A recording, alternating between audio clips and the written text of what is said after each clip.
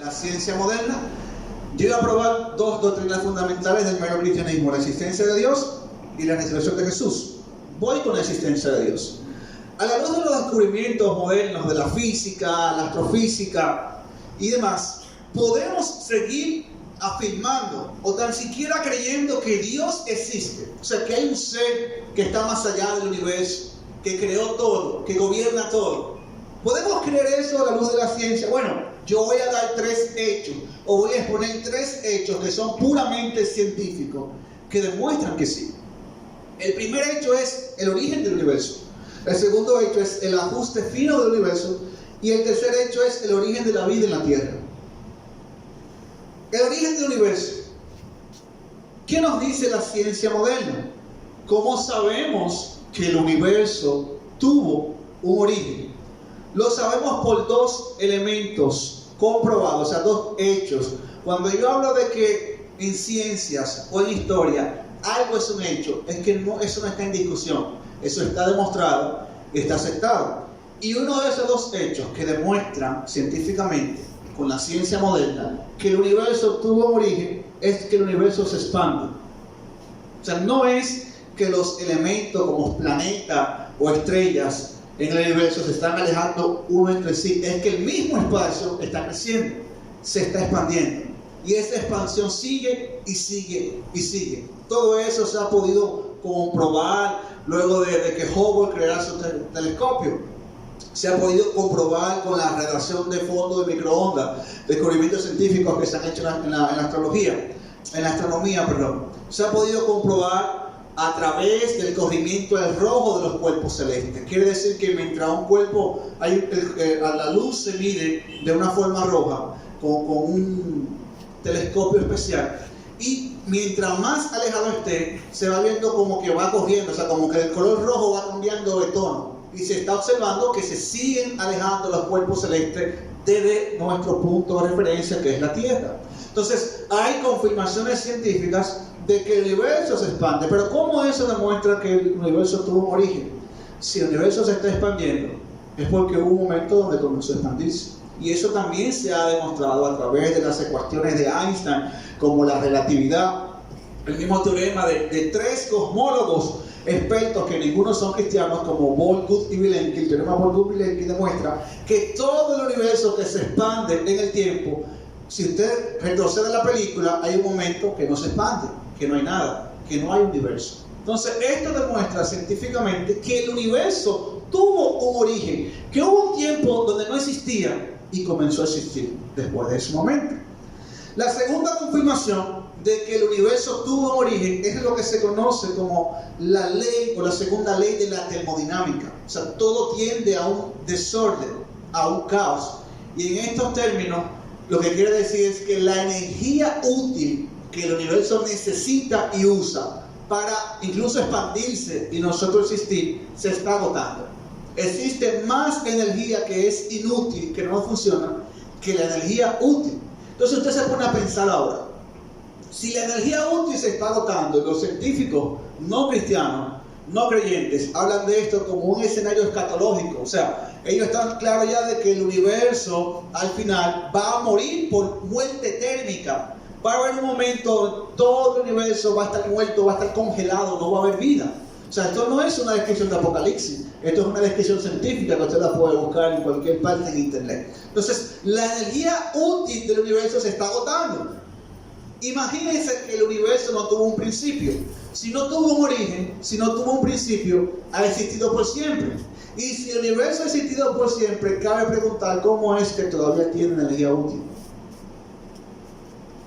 No puede tener energía útil si ha existido por siempre. O sea, si la energía se está acabando o se va a acabar y ha existido por siempre, hace mucho que debió de acabarse. Pero como no se ha acabado la energía útil en el universo y aún se sigue expandiendo porque usa parte de esta energía, esto quiere decir que hubo un momento donde inició con una cantidad X de energía y desde ahí ha ido degradándose. Entonces, estos dos hechos científicos, todos comprobados, nos dicen que el universo tuvo un origen. El físico P.C.W. Davis dice, en esta vista, en la teoría que se conoce y es aceptada, que es estándar como el Big Bang, representa el evento de la creación. Esto es un físico que no es cristiano. La creación no solo de toda la materia y la energía en el universo, sino también del espacio-tiempo mismo. Afirmaciones que ha hecho un señor que no tiene nada que ver con el cristianismo y que es una autoridad en física. Asimismo, John Barrow y Frank Tippol dicen, en esta singularidad, hablando del punto inicial del universo, el espacio y el tiempo llegaron a existir literalmente, o sea, no existían antes, ahora comenzaron a existir. Nada existía antes de la singularidad. La singularidad es el nombre técnico que se le da al punto donde el universo comienza a existir. Por lo tanto, si el universo se origina con tal singularidad, si el universo se origina en ese punto, tendríamos realmente una creación ex nihilo. Y para el que no conoce qué es una creación ex nihilo, es una creación desde la nada. Es decir, antes de ese momento no había nada y ahora tenemos un universo. Esto lo dijeron dos físicos expertos en esta área. Y el mismo Alexander Vilenki, otro astrofísico y cosmólogo, dice: se dice que un argumento es lo que convence a los hombres razonables y una prueba es lo que necesita para convencer incluso a un hombre irrazonable. Con la prueba ahora en su lugar, los cosmólogos ya no se pueden esconder detrás de la posibilidad de un universo eterno, o sea que nunca tuvo un inicio. No hay escapatoria. Tienen que enfrentar el problema de un comienzo cósmico. Alexander Vilenki no tiene nada que ver con el cristianismo y está afirmando de que la ciencia demuestra, ha comprobado que el universo tuvo un origen. Ahora, esto no quiere decir de que no hayan hipótesis que quieran demostrar lo contrario. Pero ¿qué sucede? Que ninguna de esas hipótesis tiene aceptación en la comunidad científica por la sencilla razón de que ninguna hipótesis tiene prueba empírica, que es con lo que trabaja el método científico. Recuérdense que yo le decía ahorita que el método científico tiene la característica de que trabaja con lo que puede medir. Y como ninguna hipótesis como la del multiverso, como la teoría de cuerdas, como la inflación cósmica, tiene comprobación empírica, que es la que necesita la ciencia, ninguna es aceptada científicamente. Entonces, todos estos hechos nos dicen que como el universo tuvo un origen, no es eterno, tuvo un origen, antes no existía y ahora existe, tiene que tener necesariamente una causa. Es ilógico e irracional suponer que algo que no existía se creó a sí mismo.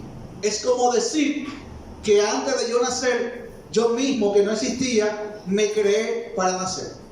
Eso es irracional. Recuérdense cuando hablamos de racional. O sea, eso no tiene sentido por ninguna parte, porque si usted no existía en un momento, no puede darse lugar para existir después. Usted no puede causarse usted mismo su existencia. Entonces, si el universo no ha existido por siempre, como demuestra la ciencia, y como es irracional creer que él mismo cuando no existía se creó, la única opción que nos queda y que nos deja esto es que su causa está fuera del mismo universo. Ahora, si analizamos lo que tiene que ser la causa del universo, llegamos a la conclusión de que tiene que ser inmaterial, porque con la creación del universo se crea toda la materia. Tiene que ser aespacial, o sea, no depende de un espacio, porque el mismo espacio surgió en la creación del universo. Tiene que ser atemporal, es decir, el tiempo no le afecta, porque creó el tiempo. Tiene que ser omnipotente o todopoderoso, porque creó algo tan vasto, inmenso como el universo. Y sobre todas las cosas, tiene que ser personal, porque tomó la decisión en un punto de crear todo lo que existe. Yo no sé si esa característica que yo he deducido filosóficamente le suena parecido a alguien que usted y yo conocemos como Dios, que ese espíritu es inmaterial. Él habita en todos lugares, no está delimitado a un espacio, es espacial y es eterno, porque es atemporal. Y es un ser personal, todopoderoso, omnipotente. Otro hecho que nos hace afirmar que es racional afirmar por la ciencia de que Dios existe es el ajuste fino del universo. ¿Qué yo quiero decir con ajuste fino del universo? Los cosmólogos, los astrofísicos, los físicos, conocen de que todo lo que existe tiene unos parámetros matemáticos que están finamente ajustados, es decir, que cuelgan de un hilo. Si usted lo mueve un chin más para acá, ya no hay universo. Si usted lo mueve un chin más para acá, ya no hay universo.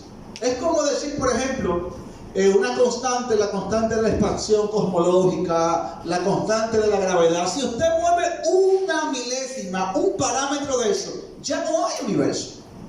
Si la densidad del universo en el comienzo, en el origen, hubiese sido un chin mayor, la misma gravedad hubiese aumentado y hubiese impedido que el universo se expanda. Ahora, si la densidad hubiese sido un poco menor, la expansión del universo hubiese sido tan rápida porque la gravedad, al haber muy poca densidad, no iba a tener fuerza para crear elementos pesados como las estrellas y cosas así.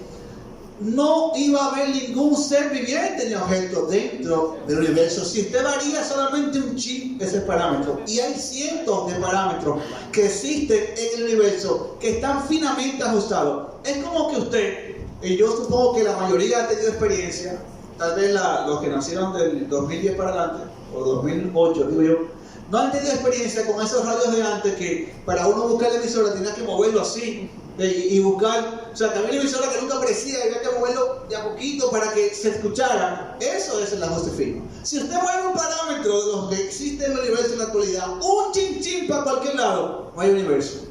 Entonces, dada esta condición, los cosmólogos se preguntan, representados por uno de ellos, Stephen Hawking, un señor que estaba enfermo, que siempre estaba en una silla de ruedas, que murió recientemente, dice que la mayoría de los físicos prefiere creer, contrario a la evidencia. Hay evidencia, ellos prefieren creer otra cosa, que la teoría de cuerdas únicamente predice el universo que las alternativas. Estas son, oigan las alternativas, que el estado inicial del universo está prescrito por una agencia externa, un código llamado Dios, o que hay muchos universos y que nuestro universo es elegido por el principio que se conoce como principio antrópico. Stephen Hawking está diciendo que nada tiene que ver con el cristianismo, que dada la evidencia, los cosmólogos prefieren ignorarla y creer en una hipótesis que carece de evidencia. Porque si la aceptan, tienen que aceptar que Dios existe. Y déjenme decirles que desde el 1910-1912, cuando se demostró que el universo no era eterno y que no era estacionario, es decir, que no se expandía, se demostró que se expande gracias a las ecuaciones de Einstein.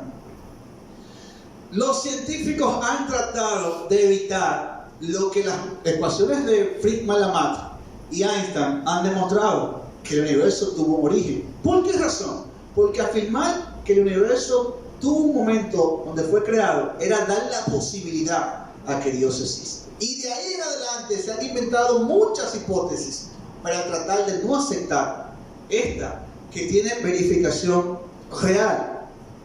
Otra vez P.C.W. Davis dice, parece entonces que el universo físico no tiene que ser como es. Podría haber sido de otra manera. Como le expliqué, si usted mueve una constante para cualquier lado, ya no hay universo. Entonces la pregunta es la siguiente: ¿quién ajustó esos valores? El azar. Digamos que fue el azar. Digamos que hay una hipótesis que se conoce como la hipótesis del multiverso. Digamos que existen tantos universos dentro de este multiverso que era lógico creer que uno de ellos fuera de nosotros, con vida.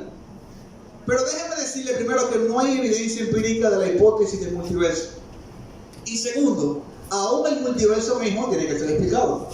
Entonces eso lo que hace es llevar el problema un poco más atrás, no lo resuelve. Pero el azar no puede producir un universo finamente ajustado en más de 100 valores diferentes.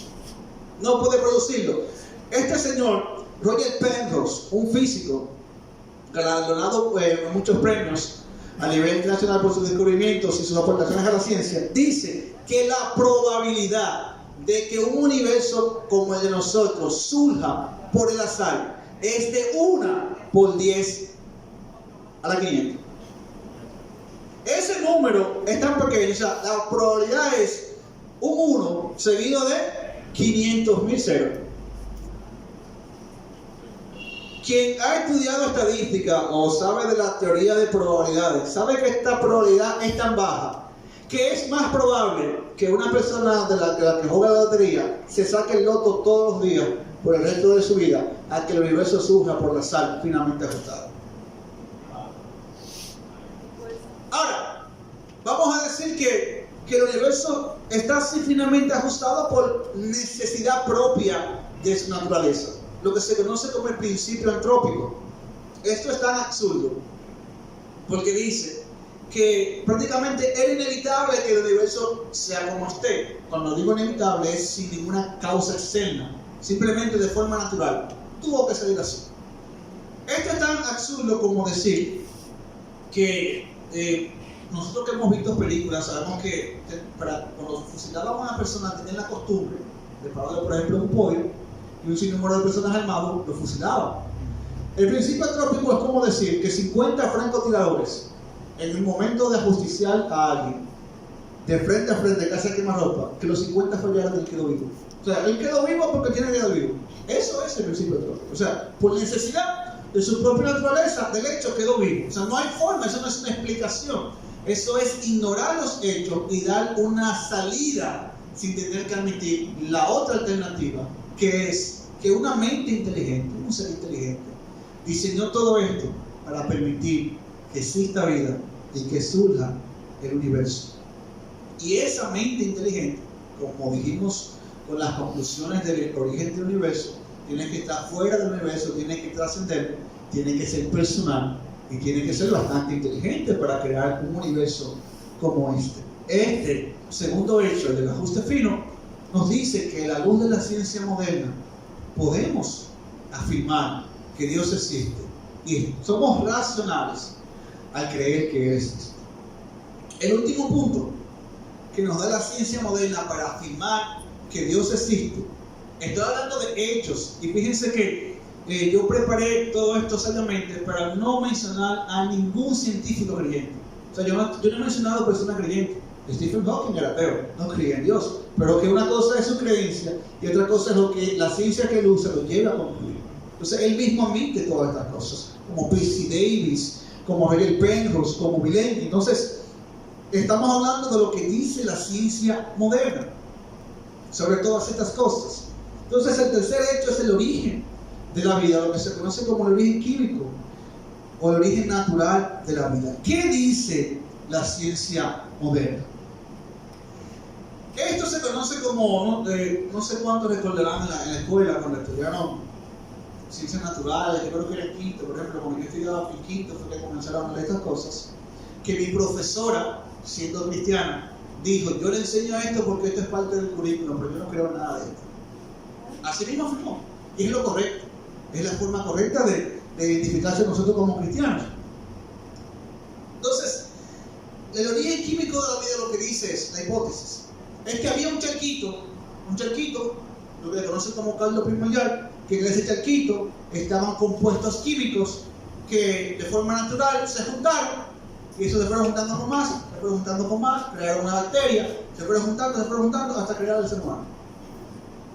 Eso se enseña como ciencia, y eso se enseña en las escuelas.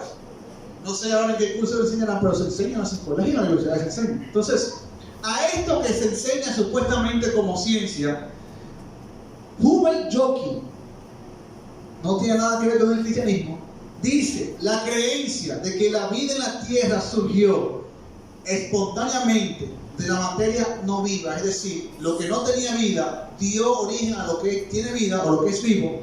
Esa creencia es simplemente una cuestión de fe, lo que dice un científico, en el reduccionismo estricto, y se basa enteramente en la ideología. Otra cosa es que tal vez usted no lo puede notar porque no está viendo mi pantalla, pero todas las citas que yo le estoy dando están documentadas en alguna prensa, en algún documento académico, en alguna publicación académica. O sea, ellos no están diciendo su opinión, ellos están dando el consenso de la ciencia en ese punto.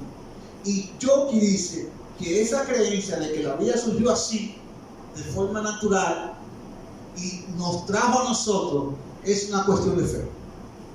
Siegfried Hoyle dice que la probabilidad de que se forme vida a partir de materia inanimada es de una cifra tan grande de como usted poner un 1 al lado de 40.000 ceros. Esto es lo suficientemente grande como para enterrar a Darwin y a toda la teoría de la evolución.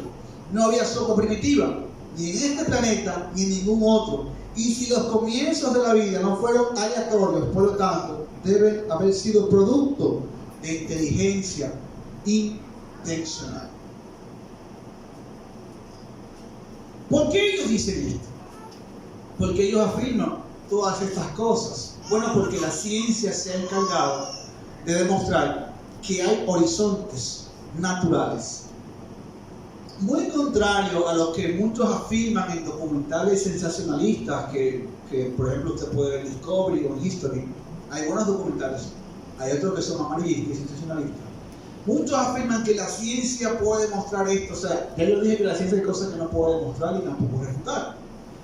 Pero la ciencia demuestra cuando hay límites. Es decir, la ciencia sí nos puede decir cuando algo está más allá de lo natural. Eso sí puede ser. Entonces, ¿por qué es que ellos dicen que esta creencia o esta hipótesis científica es cuestión de fe? No se ha demostrado, es muy improbable. Hay muchos problemas con este asunto. Yo solamente les voy a mencionar uno de ellos, y se conoce como el problema de la polimerización. Para que nosotros estemos aquí, nosotros que estamos compuestos de muchos elementos, uno de ellos principal y elemental es el ADN. Y el ADN a su vez está compuesto de dos elementos. De los términos más básicos están los aminoácidos. Y los aminoácidos, según la teoría o la hipótesis de la evolución química de la vida, tuvieron que haberse unido ellos solos y seguir uniéndose hasta formar cadenas más complejas, hasta formar enzimas, formar proteínas, porque nosotros estamos compuestos de todo eso. Entonces, si todo esto nos trajo a la existencia, debe haber surgido de forma paulatina todos estos elementos. ¿Qué sucede? Que cuando nosotros usamos la ciencia para ver